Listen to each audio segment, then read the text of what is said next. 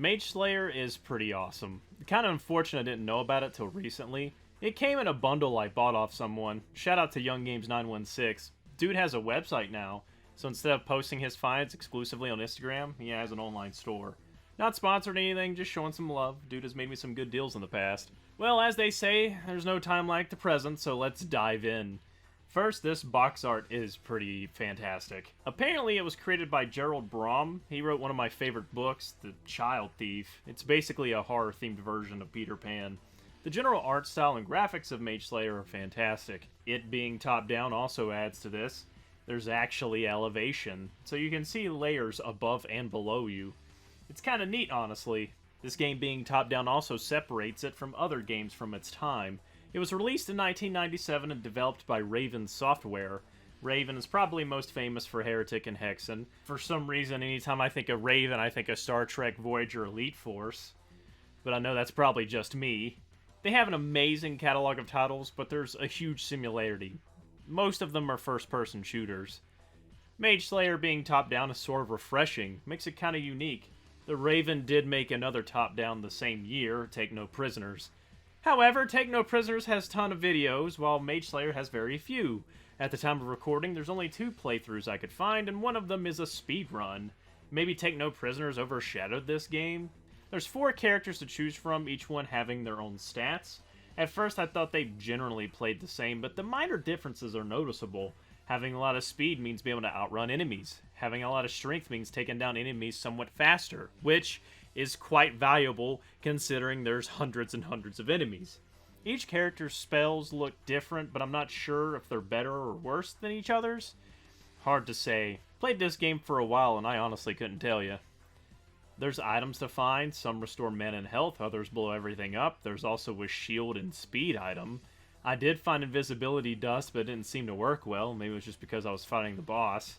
The story's fairly simple. It has you collecting relics for a bunch of librarians in order to stop some evil dude. Okay, maybe I somewhat oversimplified it, but you know, whatever. It's not the main focus.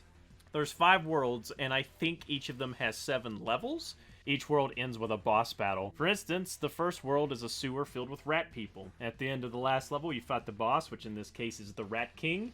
Kill the boss, grab the relic, give it to the floating head cube. Each time you finish one of the 5 worlds, said floating head cube gives you a health and mana increase, and sometimes another spell. There's some sense of progression. You can even find secret spell upgrades. Sometimes you'll find a maze, and it's usually a waste of time. They're filled with the most annoying enemies of that world, and you don't really get any kind of cool reward. I think the coolest thing I found is where I became Death Incarnate and everything I touched died, but I don't think that was a secret. Obviously, this game's heavily influenced by Gauntlet. It's really fun and easy to pick up.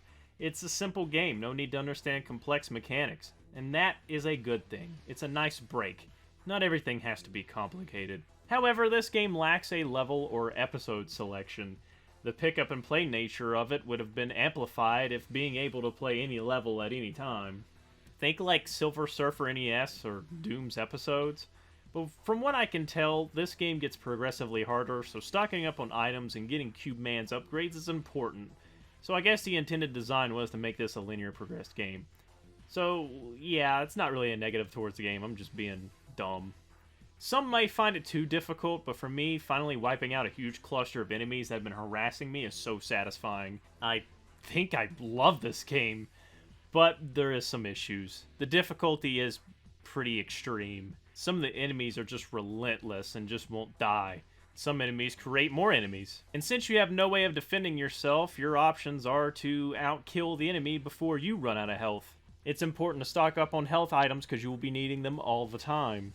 My method of play is usually run backwards while shooting a spell, but some of the maps are really tight corridors with dead ends or you're waiting for a door to open, so that's not always super helpful.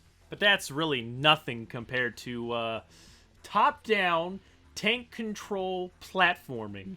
Oh my god. There's so many places where you need to jump from one platform to the other, but you're getting shot at, or chased, or dodging some kind of dungeon trap, and if you fall, it's either death or into some kind of toxic water waste thing where your health will slowly deplete. Tank controls in themselves aren't bad, in my opinion. maybe you have played too much Alone in the Dark, but when combined with the level design, it becomes ultra annoying. Platform requires accuracy, and if you aren't facing directly straight, you will fall.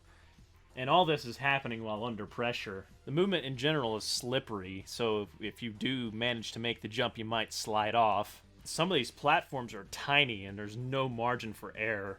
I was having tons of fun, but anytime I get to a platforming section, I just want to quit. It honestly ruins it. It wouldn't be as bad if it was just an inconvenient fall, but no, you either take damage or outright die. Some of the dungeon traps that you just gotta run through can be annoying too. The hit detection is somewhat off. Also, when you're running through corridors counting an army, sometimes the trap catches you off guard. It comes off as cheap, considering it's out of frame. Once you know it's there, it's somewhat easier to get through, though. Bridges can be frustrating because you may have to fight while on them, and the enemy can knock you backwards. All it takes is one enemy to push you off to ruin the run. Last nitpick I have is the original soundtrack. It's very fantasy ambient.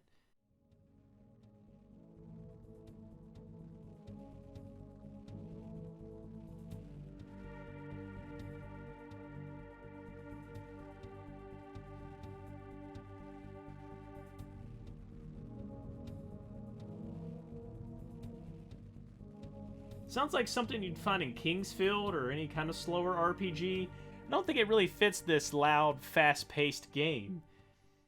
Most of the time, you're just going to be hearing the spells and enemies shouting and crying as they die. You see this cover and you think you're going to hear some awesome heavy metal. For some reason, Dio first came to mind. Here's an 8-bit cover of Don't Talk to Strangers I found. Hopefully it doesn't get me claimed, but I want to show you what kind of soundtrack I envisioned.